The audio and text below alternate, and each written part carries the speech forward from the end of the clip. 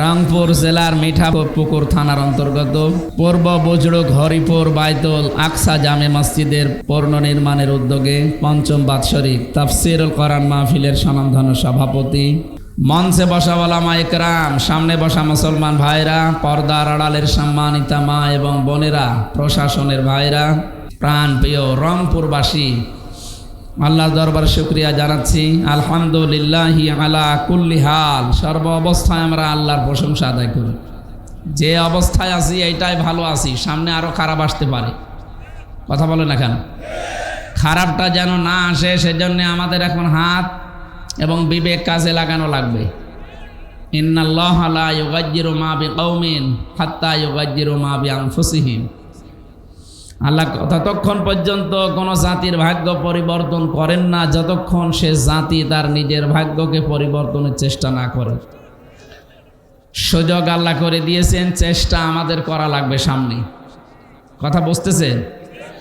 আল্লাহ যেন আমাদের বিবেকটা এবং হাতটা কাজে লাগানোর তৌফিক সামনে দান করে। খারাপ সময় যেন আমাদের সামনে আর না আসে। যদিও উত্তম প্রতিবেশীর তুলনায় পেয়েছি এমন একটা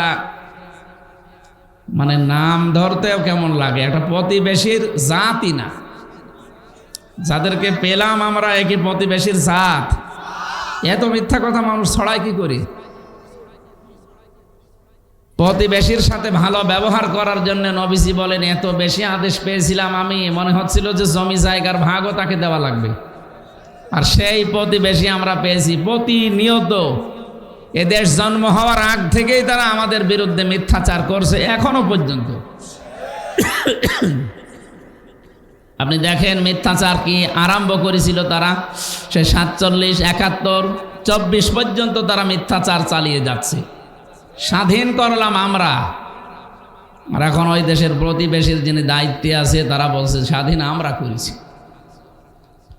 এত বড় মিথ্যা কথা সে নাই বলতে পারে।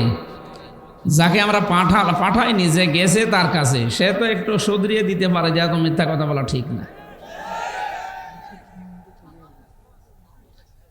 আর কিছু সাংবাদিক নামে কিছু হকার মলম বিক্রেতা আছে, আমার মনে হয় এদেরকে ধরে ধরে এই ময়ূখ রঞ্জন সহ যারা আছে বাংলাদেশের হিজড়াদের কাছে ছেড়ে দেওয়া দরকার।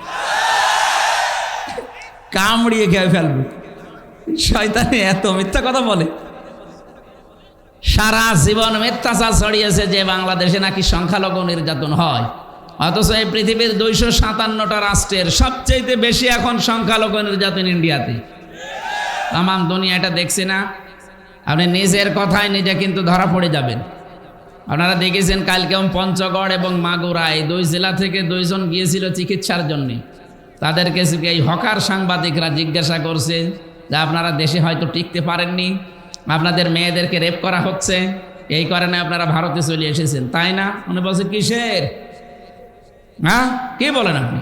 আমরা এসেছি 2 জন চিকিৎসার জন্য, আর 5 তারিখের পর থেকে সবচাইতে বেশি আরামে আছি আমরা। আর মুখটা গেছে একেবারে বিড়ালের পেছনের মতো হয়ে, আর কথা নেই। পৃথিবীর ইতিহাস পাল্টিয়ে দিচ্ছেন আপনারা। পৃথিবীর দিকে আমরা তাকালে দেখি কেউ কেউ মাটির নিচে তেল পায়, গ্যাস পায়, সোনা পায়, লোহা পায়, আর ওদের কোনো কাজ নেই। মাটির নিচে শুধু নাকি মন্দির পায়। 1000 বছর 1500 বছর আগে ওখানে নাকি মন্দির ছিল, মসজিদ ভেঙে দিয়ে ওই মন্দির আবিষ্কার কর। আপনারা হয়তো এই ইতিহাস পড়েননি বা জানেন না, স্মরণ করাচ্ছি। আল্লাহর ঘর কাবা ভাঙতে এসে কি অবস্থা হয়েছিল আব্রাহার, একটু পড়বেন। যে মসজিদগুলো ভেঙ্গে ভেঙ্গে মন্দির বানাচ্ছেন ধোয়া ধোয়া তুলে, আল্লাহ কিন্তু ছাড় দেয়, ছেড়ে দেয় না। যদি আবার আবাবিল পাঠানো লাগে আল্লাহ কিন্তু পাঠাবে তার ঘর হেফাজতের জন্য। বলেন ঠিক কিনা? দরকার হয় 18 কোটি বাঙালি আমরা যারা মুসলিম আবাবিল হয়ে দেখা দেব। আপনারা থামবেন। একের কথা অন্যের, একের দোষ অন্যের ওপরে জড়িয়ে দিয়ে চাপিয়ে দিয়ে কি আরম্ভ করেছেন? এখন শুনছি চট্টগ্রাম নাকি নিয়ে নেবে। আরে দাদা, আপনি কি যৌতুক নেবে? আর মেয়ে তো পালিয়ে গেছে, যৌতুক কিছু? পালানো মেয়ের আবার কোনো যৌতুক আছে? ও বিয়েই তো মানি না। কি ও বিয়ে আমরা মানি? তারপরও যার সাথে গেছে ওর সাথে জীবনে বিয়ে দেওয়া যাবে, তার তো ফুল হাতা। আর আমাদের ফুল হাতার সাথে হাফ হাতা যায় না। এটাকে আমি বানালাম। সূরা বাকারা 2 নম্বর পারা 14 নম্বর পৃষ্ঠা 4 নম্বর লাইনে 221 নম্বর আয়াতের মাঝে আছে, ওয়ালা তুনকিহুল মুশরিকিনা হাত্তা ইউমিনু। আল্লাহ নিষেধ করছেন মুশরিক পুরুষ যতক্ষণ মুমিন না হবে তার সাথে মুমিনা নারীর বিয়ে করা জায়েজ নেই। এ ফতোয়া কার? সুতরাং দাদা যদি মুসলমান হয় তাহলে একটু কথা বলা যায়, আর যে বয়স দাদার এখন মুসলমান হওয়া সম্ভব? ও তো শেষে দেখা যাচ্ছে হাসাম বা ডাক্তার কাটতে যেয়ে গোড়া থেকে কেটে বাদ দিয়ে দিল। আমি আর নিচে নামলাম না, বড় ভাইরা আছে, এই জন্যে আমরা সাবধান বাণী উচ্চারণ করছি। বাংলাদেশের 56,000 বর্গ মাইলের 1 বর্গ মাইল না, হাফ বর্গ মাইলের দিকে যদি কেউ চোখ তুলে তাকায়, এদেশের 18 কোটি মানুষ যদি সত্যিই কিছু করা লাগে 36 কোটি দাদা নিয়ে তারপরে কবরে যাবে। আশা করছে ওদের বিবেক খুলবে। এরপরও যদি না খোলে বুঝতে হবে ও এ কোরআন শরীফ বুখারী শরীফ এগুলো দিয়ে হবে না, ওদের জন্য দরকার বাকারি শরীফ। আল্লাহ ওদেরকে হেদায়েত কামনা করি না, কারণ জালেমদের আল্লাহ হেদায়েত দেয় না। আল্লাহু লা ইয়াহদিল কওমাজ জালিমিন। ইহদি মুজারে, বর্তমান ভবিষ্যৎ, প্রেজেন্ট ফিউচার। আল্লাহ বলে বর্তমানে জালেমদের হেদায়েত দিচ্ছি না, ভবিষ্যতেও দেব না। এই জন্যই তো এই 3 মাস কতদিন হয়ে গেল এখনো পর্যন্ত অনেক জালেমের কথাবার্তার লাইন মতো আসে নাই। আজকেও সকালে দেখেছেন একটা ভিডিও ফাঁস হয়েছে, উনি বলছে আর কতদিন মার খাবেন এভাবে, এবার ঘুরে দাঁড়ান। কি ঘুরে দাঁড়াবেন আপনি? আপনি যা করেছেন ঘুরে দাঁড়ানোর মতো আছে? এই জন্য উস্কানিতে কেউ যেন আবার পা দিয়েন না। উনি বসে বসে কলা খায়, কফি খায়, চা খায় আর উস্কানি দেয়। উস্কানিতে পা দিলে কি হয় দেখেননি গোপালগঞ্জে? পেছনে সব বানরের মতো হয়ে গেছিল।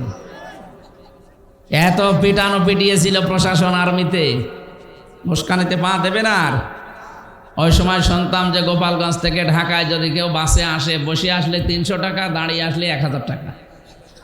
ও বসে আসবে কি করে, কারণ কাজ সব শেষ করে ফেলিস। এই জন্য আমরা চাই, আলহামদুলিল্লাহ, আমরা চাই আপনারা উস্কানিতে কেউ পা দিবেন না। এই যে তাবলীগ জামাতে 2 গ্রুপে শুনছি মারামারি। কিসের 2 গ্রুপ?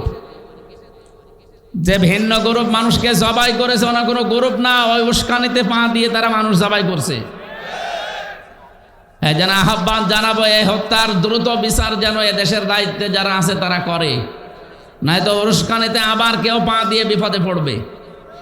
বিশ্বজিৎকে যারা উস্কানিতে পা দিয়ে হত্যা করেছিল সে লোক আমার সাথে জেলে ছিল, শাওন, খুলনায় বাড়ি। 30 বছর এখন জেল খাটা লাগবে। কই আপনার দল তো দেখছে না আপনাকে, কেউ দেখে না আপনাকে। ভেতরের অবস্থা আমি 3 বছর থেকে যা দেখলাম এইটাই। 8 জনের উস্কানিতে পা দিয়ে অন্যায় করবে, যদি একবার 4 দেওয়ালের মাঝে যান না, বাপ বলারও সময় পাবেন না। আর বাইরে থেকে টাকা পয়সা কেউ যদি না পাঠায়, ভেতরে অবস্থা যে কত করুণ খারাপ এটা আমি টের পেয়েছি। এই জন্য আহ্বান জানাবো, এ বাংলাদেশে কেউ কারো উস্কানিতে পা দিয়ে দেশকে অস্থিতিশীল করার চেষ্টা করবেন না। ওয়ালা তুফসিদু ফিল আরদি বা'দা ইসলাহিহা। জমির সংশোধন হয়ে যাওয়ার পরে কেউ ফ্যাসাদ সৃষ্টি করবা না, এ নির্দেশ কার বলেন? চেষ্টা চলছে দেশকে শান্ত এবং নির্মল করার জন্যে। এখন সংস্কার যেহেতু আরম্ভ হয়েছে, আমরা দেখতে পাচ্ছি বাংলাদেশে সংস্কার চলছে। যাই সংস্কার করছেন আগে সংবিধান সংস্কারে হাত দেন, এটাও হাত দিয়েছে দেখতে পাচ্ছি। কোরআনে কারিমের সূরা ফুরকানের 77টা আয়াত আল্লাহ দিয়েছেন, এর ভেতরে 73টা ধারা আছে। ফুরকান মানে সংবিধান, ফুরকান মানে কি? সুতরাং এই দেশে যদি সত্যি শান্তি, স্বস্তি, নিরাপত্তা এটা দিয়ে আমরা ঢেকে রাখতে চাই, সূরা ফুরকানের 73টা ধারা দিয়ে বাংলার সংবিধান বানানো দরকার। এ দাবির পক্ষে আপনারা নেই? কারা কারা আছেন অন্ধকারে হাত তোলেন তো দেখি। এই দেখাও তো যাচ্ছে না, তোলেন। লিল্লাহে তাকবীর। এই আওয়াজটা যেন পৌঁছে যায় সারা বাংলাদেশ থেকে। এরকম আওয়াজ উঠলে, যেহেতু 96% আমরা মুসলমান, আশা করছি যিনি দায়িত্বে আছে তিনিও একজন মুসলমান। আজকে দেখেননি কি সুন্দর টুপি মাথায় দিয়েছে ডক্টর মোহাম্মদ ইউনূস। দেখে মনে আছে না একজনের সেরকমই। সুতরাং ওনার এই টুপির এই মর্যাদাও রাখা লাগবে।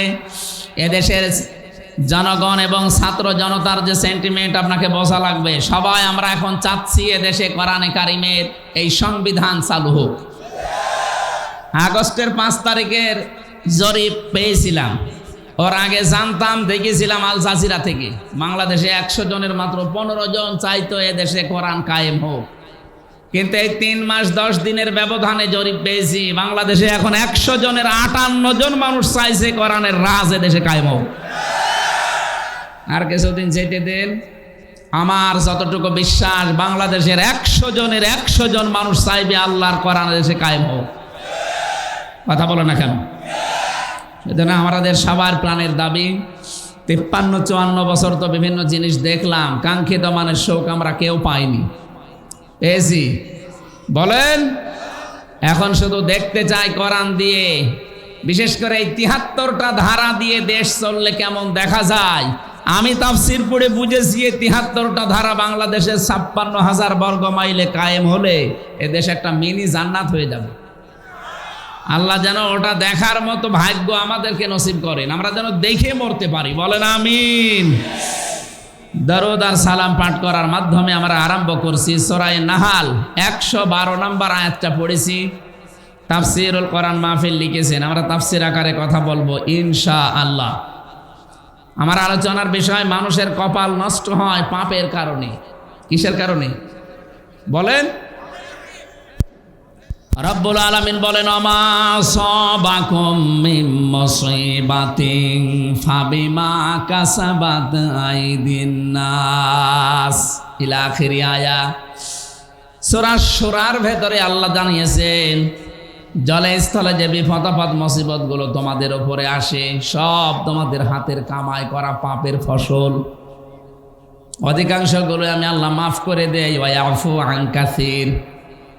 যত অপরাধ তোমরা দুনিয়াতে সংগঠিত করো সব পাপের শাস্তি যদি দুনিয়ায় পাঠাতাম শ্বাস ফেলার সময় পেতে না। এই জন্য বাংলার মানুষেরা আমাদের হেফাজত করা লাগবে আমাদের জীবনটাকে। আমরা এমন কোনো অপরাধ যেন না করে যে অপরাধের শাস্তি আল্লাহ দুনিয়ায় পাঠিয়ে দেয়। বিশ্বনবীকে যেদিন তিনি নিয়ে উঠছিলেন ফেরেশতা জিবরাইল, মেরাজে যাবার সময় তিনি আসমানের দিকে তাকিয়ে দেখলেন কালো কালো পিপিলিকা উঠতেছে। এটা তাফসীরে কাবিরের থেকে বলছি। পিপিলিকা উঠতেছে কালো কালো, আবার কিছু কালো কালো পিপিলিকা নামতেছে।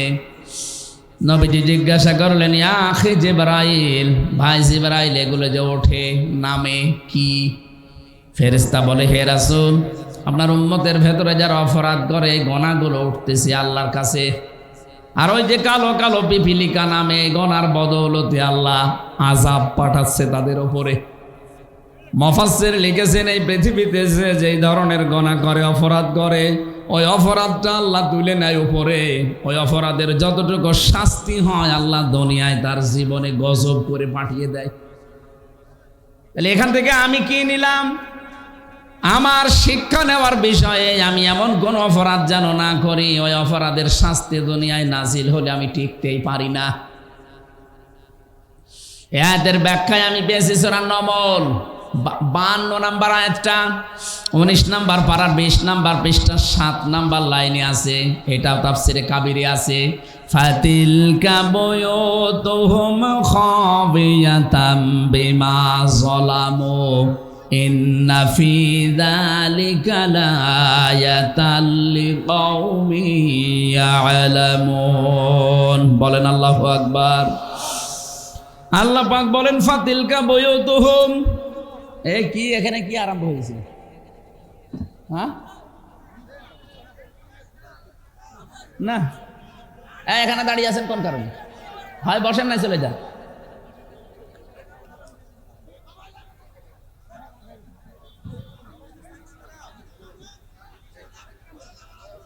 দেন তো ভাই, সব নামিয়ে দেন, দেন দেন, সব নামিয়ে দেন, একটাও যেন না থাকে কেন।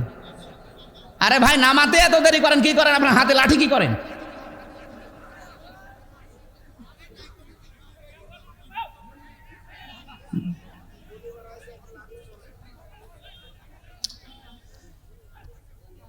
আমার ভাইরা, আল্লাহ পাক বলেন ফাতিলকা বুয়ুতুহুম, বাইতুন দেয়নি, বুয়ুত বহু বচন। তিলকার আগে ফা আছে।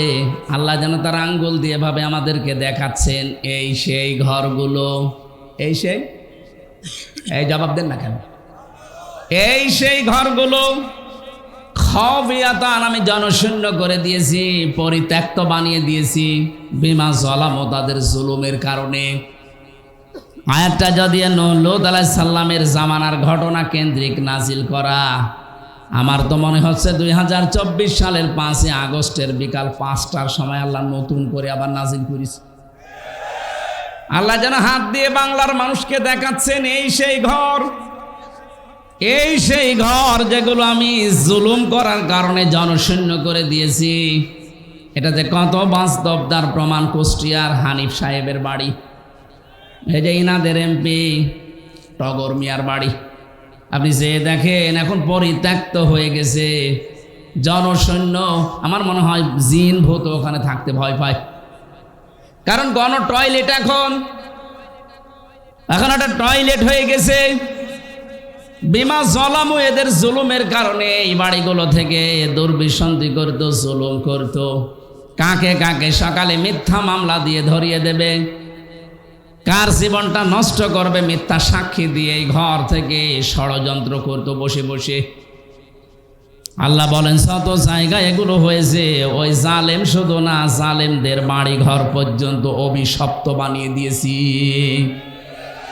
আমি 630টা থানার খবর জানি বাংলাদেশে, প্রায় থানায় আমি গেছি। এই 3.5 মাসের ভেতরে দেখতে পেয়েছি অধিকাংশ জালিমের বাড়ি ঘর আর আল্লাহ রাখেন নাই, সবগুলো উজাড় গৃহ বানিয়ে দিয়েছেন। এখন এগুলো বানিয়েছে কে? না না, ফাকতিয়া দাবিরুল কওমিল্লাযীনা যালামু আলহামদুলিল্লাহি রাব্বিল আলামিন। সূরা নাম 7 নম্বর পারার 12 নম্বর পৃষ্ঠা 4 নম্বর লাইনের 45 নম্বর আয়াতের প্রথম অংশে আছে রব্বুল আলামিন বলেন জালেমদের শিকড় কেটে দেওয়া হয়ে গেছে। কতিয়া এটা মজহুল, এর ফাইল জানা নেই, কে কেটেছে কেউ জানে না। আপনি সারা দেশে জালেমদের বাড়ি খোঁজ নিয়ে দেখেন, ভেঙেছে কে, একজনেরও নাম পাবেন না। এই কথা বলছে না কেন? আপনাদের রংপুর বিভাগ আমি জানি না, খুলনা বিভাগের কথা বলছি, জালেমদের বাড়ি ঘর আর নেই, সবগুলো এখন জাতীয় টয়লেট। এমনি এমনি এগুলো হয়নি। আল্লাহ বলেন বিমা জালামু, এখানে বসে জুলুম করতো, জুলুমের দুর্বিসন্ধি করতো এরা। ইন্না ফি যালিকা লাআয়াতান, লামে তাকিদ, অবশ্যই এর ভেতরে তোমাদের জন্য শিক্ষা আছে। লিকাউমি ইয়ালামুন, যারা জ্ঞানী তাদের জন্য এখানে শিক্ষা। এদের এত বড় 15 বছরের কঠিন শিকড় যদি আল্লাহ কেটে ফেলতে পারেন, আগামী 5 বছরে অনেকে চিন্তা ভাবনা নিয়ে আসে এই দুর্বিসন্ধি আটতেছে, আগে চেয়ারে বসি দেখেন কি করি। কথা বলেন এখানে অনেকে কিন্তু এই ধান্দায় আছে যে থালা আগে হাতে পায়, দেখেন কি করি। কি করবেন আপনি? জামাল ভাই তো টাচ দিয়েছিল, জুলুম যারাই করবে এই পৃথিবীতে তাদেরকে আল্লাহ নিশ্চিহ্ন করে দেবে, তাদের বাড়ি ঘর পর্যন্ত পরিত্যক্ত বানিয়ে দেবে। এত বড় বিশাল শিকড় যদি আল্লাহ তুলে দিতে পারে, আপনি টের পেয়েছেন 15 বছর ওদের শিকড় কত নিচে নেমেছিল। ইউনিয়ন থেকে শুরু করে সংসদ পর্যন্ত প্রতিটি জায়গায় ওদের শিকড় এত নিচে নেমেছিল যে টান দিয়ে তোলার মতো আমাদের খবর ছিল না।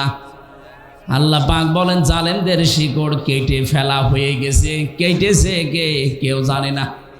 বাংলাদেশে কার নামে আপনি মামলা দেবেন, একজনকেও পাবেন না। এই কথা বলেন এখানে। হানিফের এত সুন্দর সাজানো গোছানো বাড়ি, আপনি এখন যে দেখেন ওটা এখন টয়লেট। কারণ টয়লেট করবে যেখানে বসে, ও টয়লেটের প্যান পর্যন্ত মানুষ খুলি নিয়ে চলে গেছে। কোথায় বসবে জায়গা পায় না। ইটও তো নেই, ইটও খুলে নিয়ে চলে গেছে। এই জন্য কেউ এদিকে কেউ এদিকে কেউ এদিকে, যে যেদিকে পারে মুখ দিয়ে মনে হচ্ছে যে জামাতবদ্ধ টয়লেট চলছে।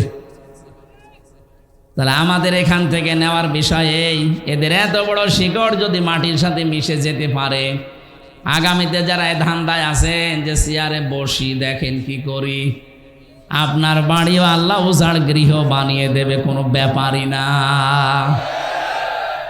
অলরেডি অনেকের উপর থেকে আল্লাহ জনগণের মন কিন্তু বেশিরভাগ সরিয়ে নিয়েছে তাদের কর্মকাণ্ডের কারণে।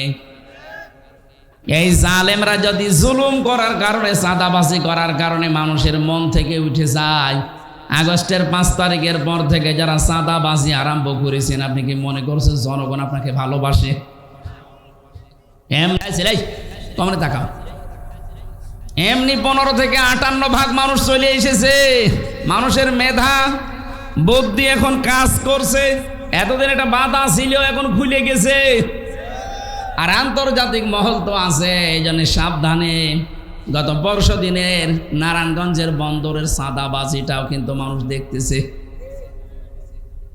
বিএনপির নাম করে এগুলো যারা করতেছেন, আপনার কিন্তু কপালে আগুন লাগবে, আপনি টের পাচ্ছেন। চাঁদাবাজি করে যদি সম্পদ বানানো যায়, হয়তো এই পাশের জেলা বগুড়া, আপনি বলেন তো বগুড়ার যে কৃতি সন্তান শহীদ প্রেসিডেন্ট জিয়াউর রহমান, তিনি কত কিছু রেখে যেতে পারতেন, কিছুই তো রেখে যাননি। তার পরবর্তী প্রজন্ম যদিও লাইন মতো ছিল না, সেটা আলাদা বিষয়। বঙ্গবন্ধুকেও তো মানুষ হত্যা করেছে, জিয়াউর রহমানকেও হত্যা করেছে। একজনের নাম শুনলে মানুষ বলে শহীদ, আর একজনকে পিটিয়েও শহীদ বলানো যায় না। এমনি এমনি এটা তার জীবনে এমন এমন কিছু কাজ আপনি পাবেন। আরাফাতের ময়দানে যে নিমের গাছ, ওই দেশের মানুষ জিয়া ট্রি বলে ডাকে, তার মানে জিয়া ওই গাছটা লাগিয়েছিল। লক্ষ লক্ষ হাজিরা আরাফাতের এই ময়দানে, উত্তপ্ত ময়দানে একটু ছায়া পায়। আমার মনে হয় আরাফাতের ময়দানে যেহেতু দোয়া কবুল হয়, লক্ষ লক্ষ হাজিরা যখন ওখানে থাকে, গাছের ছায়া পাওয়ার পরে যদি মন থেকে দোয়া করে, ছায়ার ব্যবস্থা যে করেছে আল্লাহ তুমি মাফ করে দিও, কবুল হয়ে যাবে। কিন্তু আপনি তার আদর্শ ধারণ করার কথা বলেন, আর আপনি চাঁদাবাজি করেন। আপনি মানুষ, খবর যদি জায়গা মতো চলে যায়, দলীয় পদ না, জীবন পর্যন্ত থাকবে না। এই জন্য আমরা শিক্ষা নেব, আমরা যেন চাঁদাবাজি না করি, এবং কেউ করলে আমরা করতেও দেব না। আমিরে জামাত ডাক্তার শফিকুর রহমান ঘোষণা দিয়েছে, এই দেশে যদি ইসলাম আমরা নিয়ে আসতে পারি, এদেশে চাঁদাবাজি হবে না, কাউকে করতেও দেব না। এটা আমরা চাই না। এই জন্য জালেমদের যে পরিণতি হয়েছে গুনার কারণে, অপরাধের কারণে, আমাদের হোক, আমরা চাই। আল্লাহ পাক বলেন, যহারাল ফাসাদু ফিল বাররি ওয়াল বাহরি বিমা কাসাবাত আইদিন নাস লিয়ুযীকাহুম বা'দাল্লাযী আমিলু লাআল্লাহুম ইয়ারজিউন। সূরা রুমের 41 নম্বর আয়াতে আছে, জলে স্থলে যে বিপদ আপদ মুসিবত গুলো আসে, একটাও আমি দিতে চাই না, সব তোমাদের হাতের কামাই করা ফসল। আমি চাই এগুলো দিয়ে তোমাদেরকে তোমাদের পাপের কিছু শাস্তি দিতে, যেন তোমরা ফিরে আসো। এই জন্য আমি ওই যে শানে নজর বলছিলাম, বিশ্ব নবী যখন দেখলেন কিছু পিপিলিকা উঠতেছে আকাশে, আর কিছু পিপিলিকা কালো কালো নামতেছে, ফেরেশতা বলে, হে রাসূল, এই যে ওঠে এগুলো আপনার উম্মতের পাপের ফসল উঠতেছে, আর যেগুলো নামে ওগুলো তাদের পাপের কারণে আল্লাহ গজব নামাচ্ছে। তাহলে দুনিয়া আমরা যারা বাস করি, আমাদের এই মুহূর্তে সতর্ক হওয়া লাগবে। আল্লাহ কিন্তু একটা নির্মল শান্ত, এমন একটা সুন্দর গ্রামের উদাহরণ আমাদের সামনে আজকে সেট করেছেন তেলাওয়াতকৃত আয়াতে। এটা সূরা নমল থেকে বলছি, বাংলাদেশের সাথে আমি আয়াতটা মিলাবো আজকে। সূরা নাহাল থেকে বলছি, 112 নম্বর আয়াত। সূরা নাহাল মানে মৌমাছি। নাহাল মানে কি? প্রথমে নামকরণের একটা শিক্ষা আছে, ওইটা বলে নেই। 68 নম্বর আয়াতে পাবেন, ওয়া আওহা রাব্বুকা রাব্বুকা ইলান নাহলি আনিত্তাখিযি মিনাল জিবালি বুয়ুতা ওয়া মিনাশ শাজারি ওয়া মিম্মা ইয়ারিশুন। আল্লাহ পাক বলেন, আমি মৌমাছির প্রতি ওহী করেছিলাম শুধু একবার, যে 3 জায়গায় বাসা বাঁধবা তোমরা, নিজেদের ঘর বাড়ি বাঁধবা 3 জায়গায় মাত্র, পাহাড়ের চূড়ায়, গাছের ডালে, আর মানুষের ঘরের চালে বা কার্নিশে ছাদে। নবী আপনি দেখবেন এই 3টা জায়গা ছাড়া আজ পর্যন্ত মৌমাছিরা কোনো জায়গায় বাসা বাঁধে না, কিয়ামত পর্যন্ত বাঁধবেও না। আমার প্রশ্ন হচ্ছে, মৌমাছিদের আল্লাহ আদেশ করেছে কয়দিন? কথা বলে না কেন? মাত্র একদিন একটা আদেশ দিয়েছে, ওইটা আজ পর্যন্ত ওরা মেনে চলছে, কিয়ামত পর্যন্ত চলবে। এজন্য ওদের ভেতরে কোনো ঝামেলা নেই। আর আমাদেরকে কোরআনে আল্লাহ আমাদের আদেশ দিয়েছেন 500। কয়টা? একটাও আমরা মানি না। ওরা একটা আদেশ পেয়ে একটাই মেনে চলছে, ঝামেলা নেই। 500টা পেয়েছি, একটাও মানি না, ঝামেলা হবে না? হবে কি? এজন্য আমাদের উচিত হচ্ছে কোরআনে কারিম থেকে এই 500 আয়াত জেনে বুঝে আমাদের এই প্র্যাকটিক্যাল লাইফে এখন থেকে মিলানো। তাহলে ওই যে পাপগুলো উঠতেছে ওগুলো বন্ধ হয়ে যাবে। কারণ কোরআনের সমাজ যখন কায়েম হয়, কোরআন যখন বিজয় হয়, তখন হালালকে হালাল, হারামকে হারাম জানা এবং ছেড়ে দেওয়া সহজ হয়। তিরমিজি শরীফের হাদিস, নবীজি বলেন, মান করাল কোরআনা ফাস্তাযহারাহু, যে ব্যক্তি কোরআন পড়বে আর কোরআনকে বিজয়ী করার জন্য চেষ্টা চালাবে। এজহার মানে শুধু প্রকাশ করা না, এজহার মানে কায়েম করা, এজহার মানে বিজয় করা। কোরআন যদি সত্যি ব্যক্তি, পরিবার, সমাজ আর রাষ্ট্রে বিজয়ী হয়, ফাহাল্লা হালালাহু ওয়া হাররামা হারামাহু, হালালকে হালাল আর হারামকে হারাম জেনে ছেড়ে দেওয়া সহজ হয়। এ বাংলাদেশে 54 বছরে কোরআন বিজয়ী হয়নি, এই জন্য হালালকে হালাল জানার পরও আমরা অনেক জায়গায় মানতে পারিনি, হারামকে হারাম জানার পরও ছেড়ে দিতে পারিনি। কথা বলে না কেন? এই যে সুদ হারাম জানার পরও আমরা ছেড়ে দিতে পারি না, কারণ কি? কারণ কোরআন এই দেশে বিজয়ী নেই। কোরআনে কারিম যেখানে অর্থনীতিতে থাকা দরকার ছিল, ওই জায়গায় কোরআন আজ নেই। জাকাত ভিত্তিক অর্থনীতি রাষ্ট্রীয়ভাবে কায়েম করতে চেয়েছিল কোরআনে কারিম, সেখানে আমরা নিয়ে যেতে পারিনি। এই জন্য সুদ ভিত্তিক অর্থনীতি জারি থাকার কারণে হারামকে হারাম জানার পরও আমরা অনেকে এখন মানতে পারছি না। অর্থনীতির যে চ্যাপ্টারগুলো আছে, সূরা বাকারার 168 কি 175 নম্বর আয়াত থেকে 80 নম্বর আয়াত পর্যন্ত তাফসিরে ফি জিলালিল কোরআন দেখবেন। ব্যবসা যে একটা ইবাদত, অর্থনীতি একটা ইবাদতের মূল মানদণ্ডের ভেতরে একটা, অনেকে আমরা জানিও না, মানিও না। কারণ না জানলে আপনি মানবেন কি করে? এখানে 100 জনের মনে হয় 98 জন ফেল করবে যে মোশারাকা কি বলেন তো, মোদারাবা কি বলেন তো, মোরাহাবা কি বলেন তো, বায়ে সালাম কারে বলে, বায়ে ইস্তেসনা কারে বলে, বায়ে মুআজ্জাল কারে বলে, বায়ে ওয়াহিদা কারে বলে, 28টা নিয়ম আছে। আপনি যে ব্যবসা একটা ইবাদত, একটাও জানেন না, তো ইবাদত হচ্ছে কি করে? অথচ বিশ্ব নবী নিজের জীবনে মোদারাবা তিনি পালন করে দেখিয়েছেন। ইসলামী ব্যাংকে এখন যেটা আছে, হযরতে খাদিজাতুল কুবরা অর্থ দিয়েছিলেন, নবীজি শ্রম দিয়েছিলেন, এইটার নাম আরবিতে মোদারাবা বলে। ইসলামী ব্যাংকে যান, টাকা পয়সা দেবেন, আপনার টাকা আর তাদের শ্রম, তারা বিভিন্ন কায়দা কৌশলগুলো ব্যবহার করে আপনার টাকায় আরো টাকা বাড়তে থাকবে। আর বাকি যে ব্যাংকিং ব্যবস্থা দেশে আছে, সোনালী, চৈতালি, রূপালী, আমি বাকিগুলোর নামও জানি না, সব ব্যাংকে দেখবেন সরাসরি আপনাকে জবাই করায়। এখন যদি বলেন হ্যাঁ ইসলামী ব্যাংকেও আছে, হ্যাঁ আছে, কিন্তু যতদিন পর্যন্ত দেশে জাকাত ভিত্তিক অর্থনীতি রাষ্ট্রীয়ভাবে আপনি কায়েম করে দেখাতে না পারবেন, ততদিন ইসলামী ব্যাংক না, ফেরেশতা জিবরাইল ব্যাংক যদি খোলে সে ওষুধ খাওয়া লাগবে।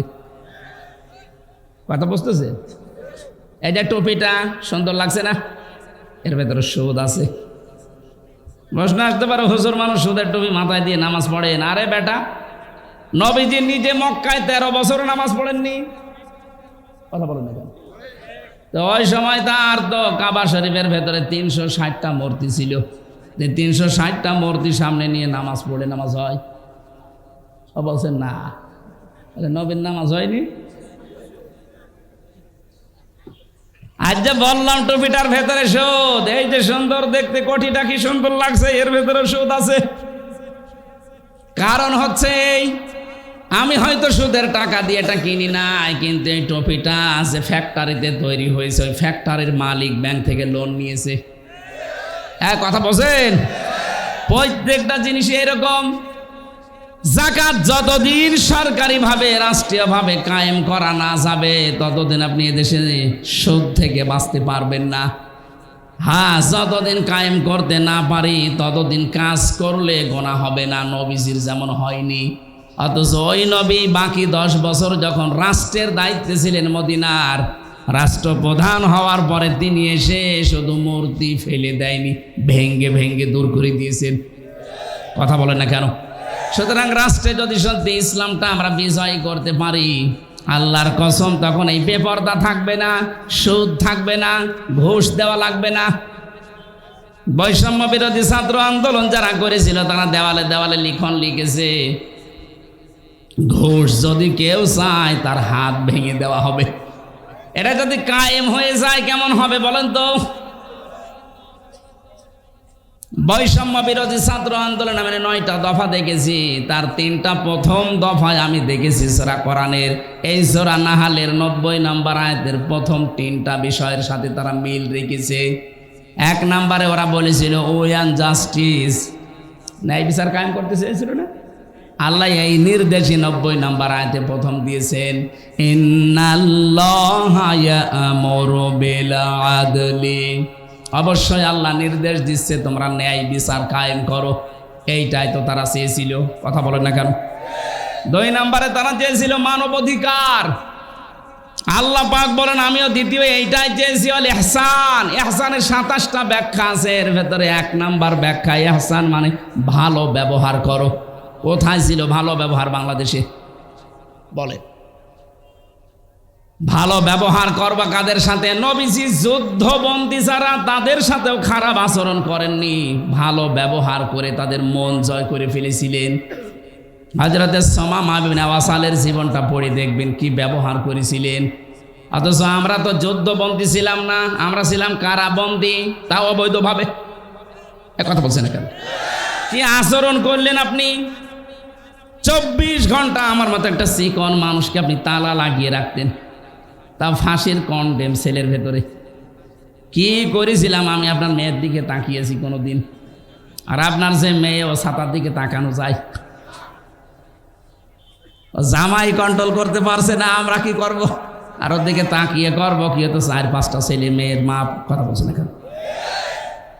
দেখার মতো হলে না একবার একটু না, আমি এটা আর বলবো। একবার এক রশ্মিকার নাম বললে মুসিবতে আছে। আমি যেটা বলতে চাচ্ছি, আপনি কোন কারণে একটা কারাবন্দির সাথে এটা করলেন? নবীজি জীবনে যুদ্ধবন্দির সাথে এটা করেননি। ইহসান কোথায় পেয়েছেন? এই কারণেই তো জনগণ নেমে পড়েছে রাস্তায়, যে আমরা মানবাধিকার চাই, আমরা মানবতা চাই। 3 নম্বরে তারা বলেছিল আমরা বৈষম্য মুক্ত বাংলাদেশ গড়তে চাই। এটা 3 নম্বরে আল্লাহ দিয়েছেন, ওয়া ইতাইদিল কুরবা। এই আয়াতে আমি 3টা পেয়েছি, আর সূরা নমলের ভেতরে পেয়েছি আরো 3টা, আর বাকি 3টা আমি এখনো পাইনি। হয়তো বাস্তবতা দেখে তারা বানিয়েছে। এই 9টা বিষয় তারা এমনি এমনি দেয়নি। সত্যি যদি বাংলাদেশে এগুলো আমরা কায়েম করতে পারি, যার জন্য আবু সাইদ রংপুরের জীবন দিয়ে গেল, মুগ্ধ, ইয়ামিন, রায়হান, ফয়সাল, বিথি সহ প্রায় 2732 জন ভাই বোন জীবন দিয়েছে। এদের এই রক্তের ঋণ শোধ করতে হলে অবশ্যই তাদের যে দফাগুলো ছিল এগুলো আমাদের এখন বাস্তবে দেখানো দরকার।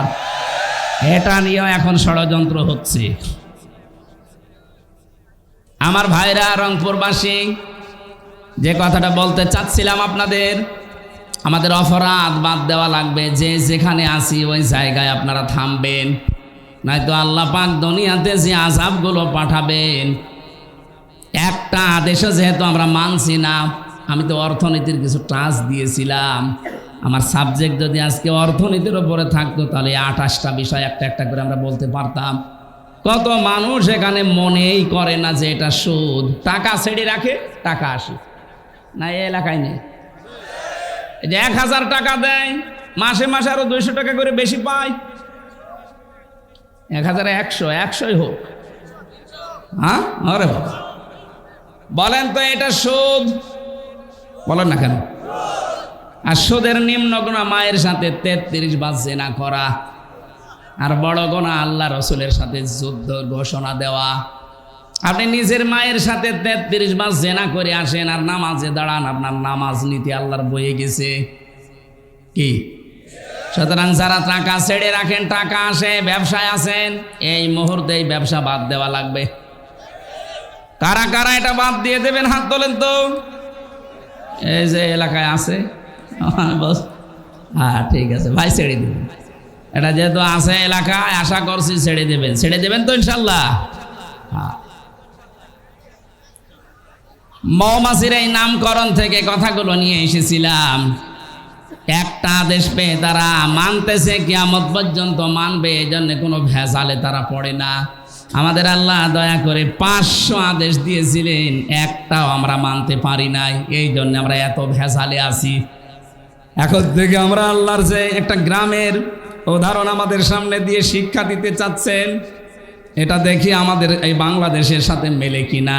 ওয়ারাবাল্লাহু মাসালান কারিয়াতান কানাত আমিনাতাম মুতমাইন্না। আল্লাহ পাক বলেন একটা গ্রামের উদাহরণ দিলাম, উপমা দিলাম। কি ছিল সেই গ্রাম? 2টা জিনিস আমি ওই গ্রামে রেখেছিলাম। 1 নম্বরে সেখানে আমানা ছিল, শান্তি ছিল। 2 নম্বরে মুতমাইন্না, নিশ্চিন্তে বাস করা যেত। তাফসিরে ইবনে কাসিরের ভেতরে এই কানাত আমিনাতান মুতমাইন্নাতান, এই 2টা শব্দের ব্যাখ্যায় তারা অধিকাংশ মুফাসসির দিয়েছেন এটা কাবা শরীফের এলাকা। কাবার এলাকাতে আল্লাহ এত শান্তি, শান্তি, নিরাপত্তা দিয়ে রেখেছিলেন। ওর বাইরে যেখানে যাবেন সেখানে হট্টগোল, মারামারি, চাঁদাবাজি, খুন খারাপি, চিন্তায়। কিন্তু কাবার এরিয়াকে আল্লাহ এমনভাবে নিরাপত্তা দিয়েছিলেন, ওয়ামান দাখালাহু কানা আমিনা। রাব্বুল আলামিন বলেন, কাবায় যারা প্রবেশ করে তাদেরকে নিরাপত্তা আমি আল্লাহ দিয়ে দেই। এবার আপনি বলেন তো, বাংলাদেশ কি কাবা শরীফ? বলেন বলেন। এটা কাবা থেকে 6010 কিলোমিটার দূর। এই দেশকে যদি আমরা নিরাপত্তার চাদরে ঢেকে রাখতে চাই, মাস্ট বি আমাদেরকে কাবায় যেটা চলে ওইটা এখানে কায়েম করা লাগবে। কাবায় কি চলে? কাবায় সব চাইতে বড় বিষয় হচ্ছে কাবা আশপাশে কোনো শিরিক আপনি পাবেন না। এজন্য যেই জাতির ভেতরে শিরিক উঠে যায়, শিরিক থাকে না, ওই জাতি আল্লাহর কাছ থেকে নিরাপত্তা পাওয়ার হকদার হয়ে যায়।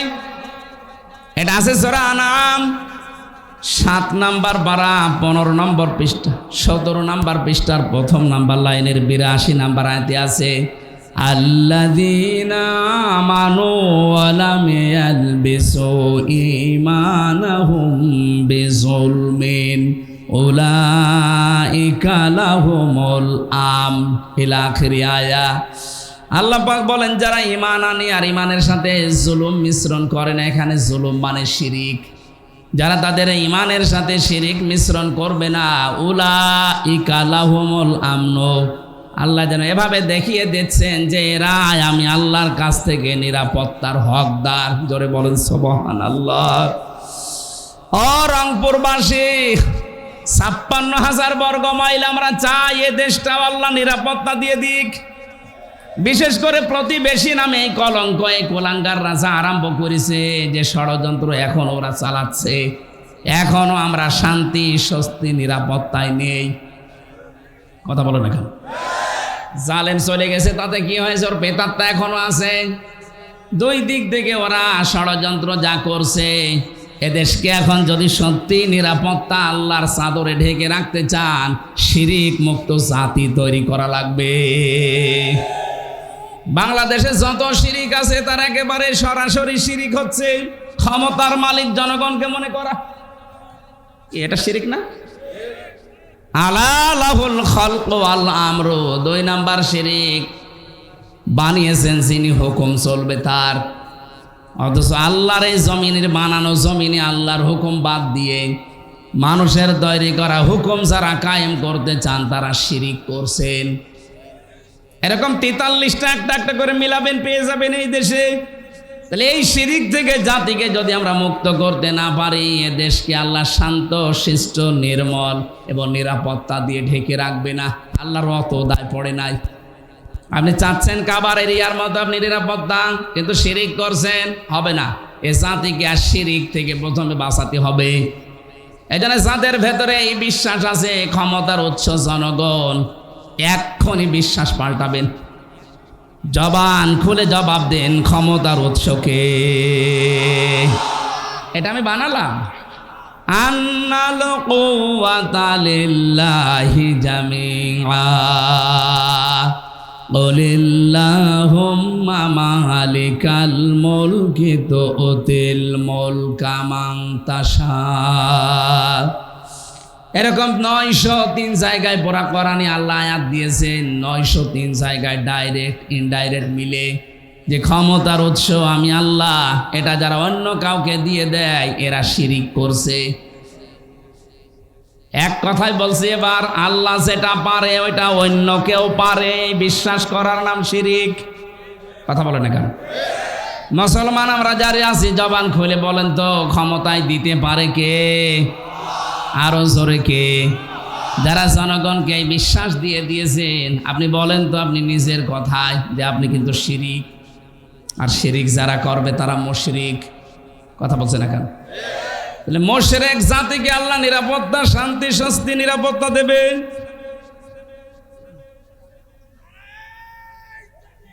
এই আন্দাজে লাফাচ্ছেন কেন?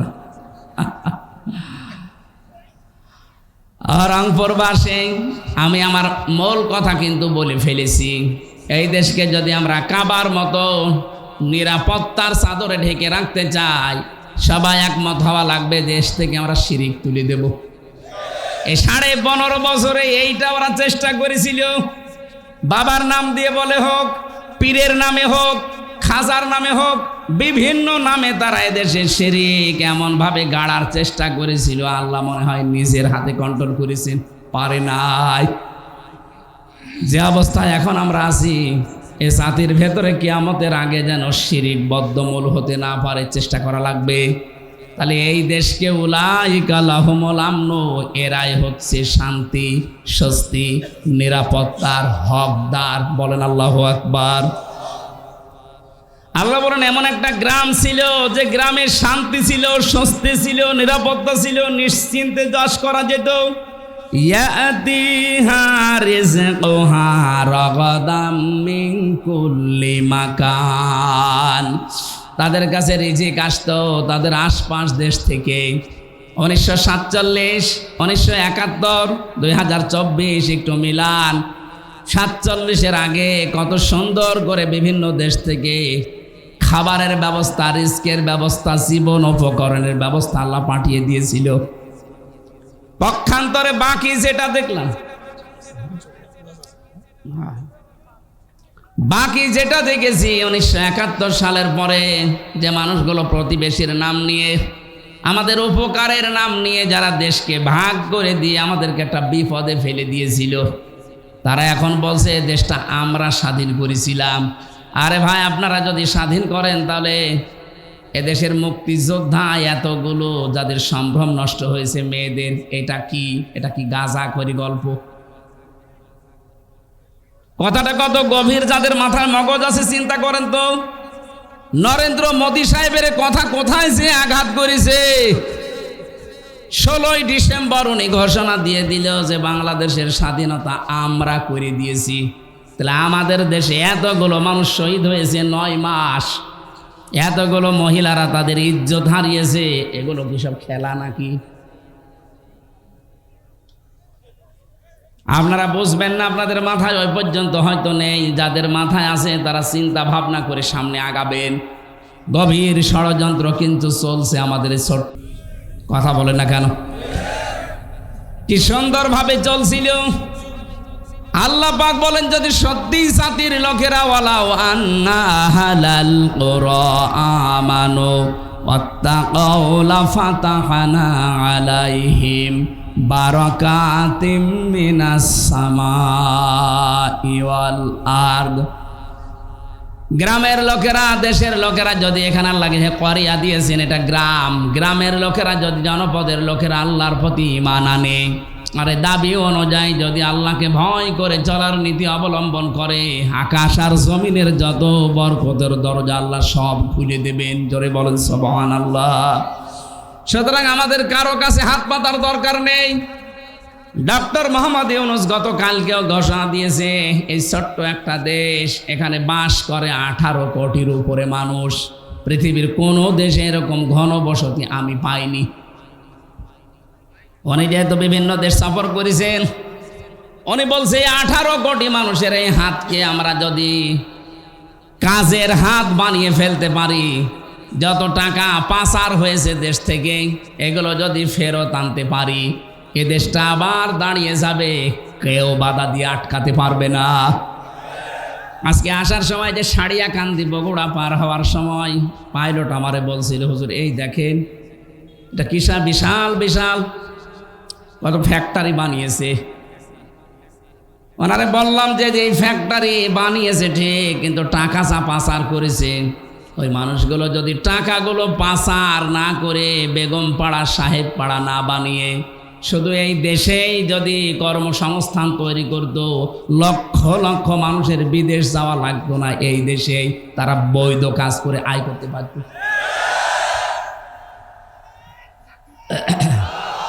এই কথা বুঝতে দেন। কি করলেন আপনি টাকাগুলো? বাইরে গিয়ে, বাইরে তো গিয়েছিলাম কিছুদিন আগে, মালয়েশিয়া, সিঙ্গাপুর আপনি বানিয়েছেন, ওখানে সাহেব পাড়া, কানাডায় বানিয়েছেন বেগম পাড়া, কি হচ্ছে পড়ে আছে এখন। এতগুলো টাকা আপনি সেখানে ফেলে রাখলেন। একটা মূর্খ মানুষও বোঝে যে টাকা এক জায়গায় ফেলে রাখলে ওটা একটা কাগজ, ওটা যদি আপনি কাজে লাগান 10টা মানুষের কর্মসংস্থান তৈরি হবে, 10টা মানুষের পরিবার চলবে, আল্লাহর আরশ আপনার উপরে খুশি হয়ে যাবে। এই দরবেশ মার্কা মানুষগুলোকে কথাও বোঝে নাই। এতগুলো টাকা পাচার করে দেশকে আপনি ঋণের একটা বোঝা দিয়ে গেলেন। এই দেশে এখন যদি কেউ জন্ম নেয় তার মাথার উপরে 1,10,000 টাকা ঋণ। ও এখনো পেট থেকে আসতেই পারলো না, আর তার মাথার উপরে ঋণ 1,10,000 টাকা। কি দিয়ে গেলেন দেশটাকে, আর বলে আমরা রোল মডেল বানিয়েছি। রোল মডেল বানিয়েছেন আপনি, ঋণের রোল মডেল। যতগুলো প্রতিষ্ঠান বানিয়েছে এই দেশে, প্রত্যেকটা প্রতিষ্ঠানে যা ধার করেছে, এখনো ধার শোধ দিতে আমাদের এখন ঘটি বাটি বিক্রি করা লাগবে। এই জন্য ইউনূস সাহেব আমাদের হাতকে কাজের হাত বানাতে উনি চেষ্টা চালাচ্ছে। আমরা এই হাত কোনো দিন আর মানুষের কাছে এভাবে পাতবো না। এই হাত আমরা এভাবে মানুষকে দিতে আরম্ভ করব, কিন্তু সেই জায়গায় আমাদেরকে পৌঁছাতে হবে। 18 কোটি মানুষের হাতগুলো 36 কোটি হাত যদি কাজের হাত হয়ে যায়। আরে ভাই, সিঙ্গাপুরে দেখলাম ছোট্ট একটা দেশ, এ রংপুর যত বড়, এর অর্ধেকও হবে না।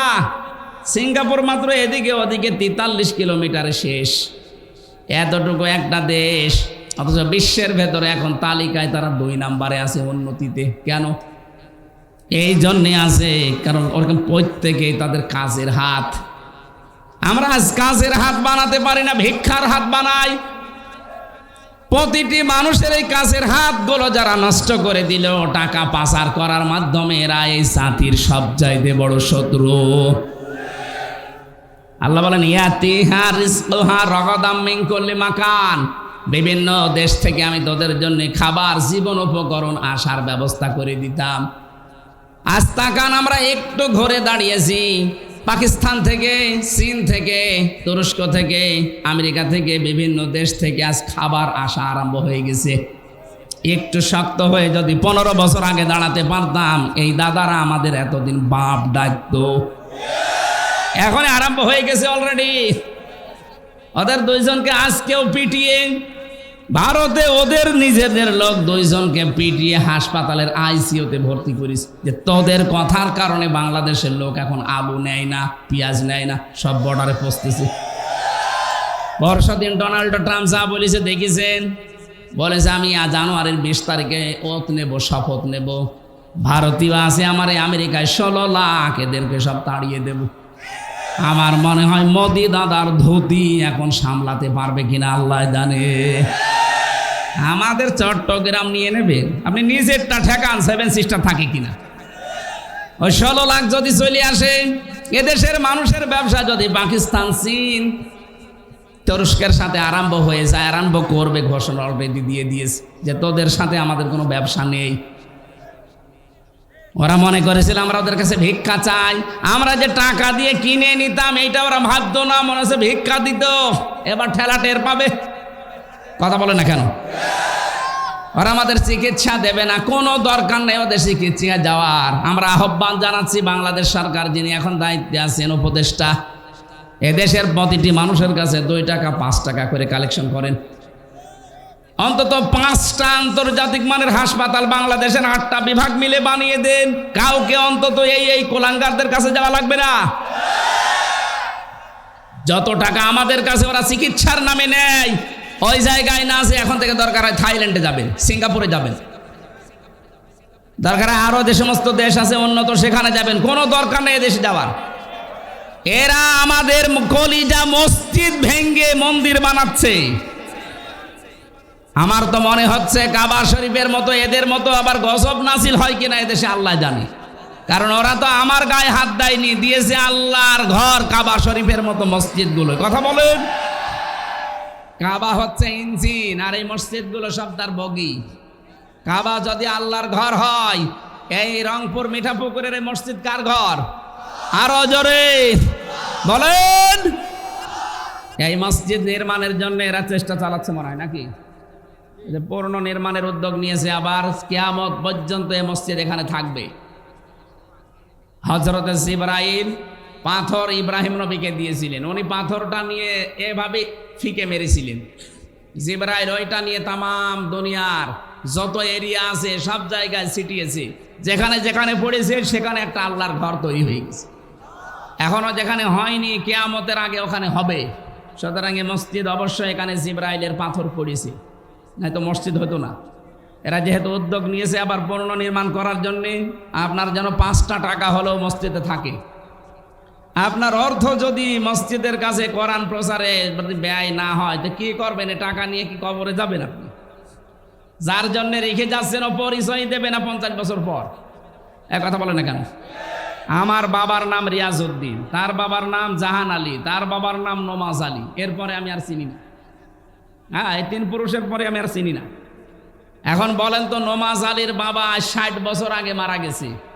ও যদি এখন কুষ্টিয়ায় এসে বলে যে এই 2 তলা বাড়ি আমার, আমি বানিয়েছিলাম এগুলো, ওর দাঁত মুখ খুলে ফেলবো না? যে ভণ্ডামি করা জায়গা পান না। কিসের নমাজ আলীর বাবা? আপনি তো নমাজ আলীরই চিনি না।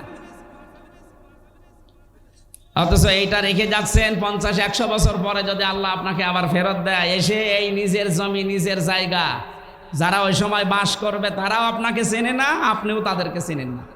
সুতরাং হায়াত থাকতে এমন কিছু করে যান যেন কিয়ামত পর্যন্ত মানুষ সেজদা দেয় আর আপনি পেতেই থাকেন। তার ভেতরে এই মসজিদ একটা। আশা করছি এদিকে একটু নজর দেবেন। আমাকে অত বলি না, আমি তো আদায় পারি না। চলে গিয়েছিলেন, আবার এসেছেন, এই জন্য ওনারা লিখে দিয়েছে। আমরা আয়াতের দিকে যাই নাকি? ফাঁকা ফারাত বিয়ান ওমিল্লাহ ফাযাকাল্লাহু লিবাসাল জুই ওয়াল খাউফি। রব্বুল আলামিন বলেন, ওই জামানার মানুষগুলো যখন আল্লাহর নিয়ামতের সাথে তারা কুফরি আরম্ভ করেছে, তাদেরকে আমি 2টা পোশাক পরিয়ে দিলাম মজা সাকাতে। একটা হচ্ছে খোদার পোশাক আর একটা হচ্ছে ভয়ের পোশাক। এরপরে দিয়েছেন বিমা কানু ইয়াসনাউন, ওরা যা করেছিল ওর মজা সাকাতে আমি আল্লাহ এই 2টা পোশাক দিয়েছি।